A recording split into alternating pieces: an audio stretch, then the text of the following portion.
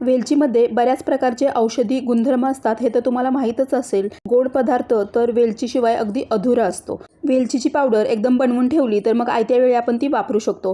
पण वेलची बारीक करताना बरेच जण साखरेचा वापर करतात। साखर वापरल्यामुळे कधी काय होतं की वेलचीची पावडर ही ओलसर होते किंवा मग तिला मुंग्या सुद्धा लागतात। वेलचीचा जास्तीत जास्त वास हा त्याच्या टरफलामध्ये असतो, तर वेलचीची टरफलं काढून न टाकता आपण वेलची अशीच पॅनमध्ये थोडीशी भाजून घेणार आहोत। अगदी मंद आचेवरती आपल्याला याला सतत हलवत थोडंसं भाजून घ्यायचं आहे, म्हणजे ही टरफलं थोडीशी कडक होतात। थोडंसं भाजल्यानंतर ही वेलची आपल्याला एखाद्या चाळणीवरती काढून छान अशी थंड करून घ्यायची आहे आणि थंड झाल्यानंतर मिक्सरमध्ये छान बारीक वाटून घ्यायची आहे। आपण यामध्ये साखर टाकलेली नाही आणि टरफलासह आपण ही पावडर बनवलेली आहे आणि तुम्ही इथे पाहू शकता एकदम बारीक अशी पावडर आपली तयार झालेली आहे। तुम्ही सुद्धा या पद्धतीने वेलचीची पावडर नक्की बनवून पहा आणि हा व्हिडिओ जर तुम्हाला आवडला असेल तर व्हिडिओला लाईक करा, यूट्यूबवरती चॅनलला सबस्क्राईब करा, इंस्टा आणि फेसबुकवरती फॉलो करा।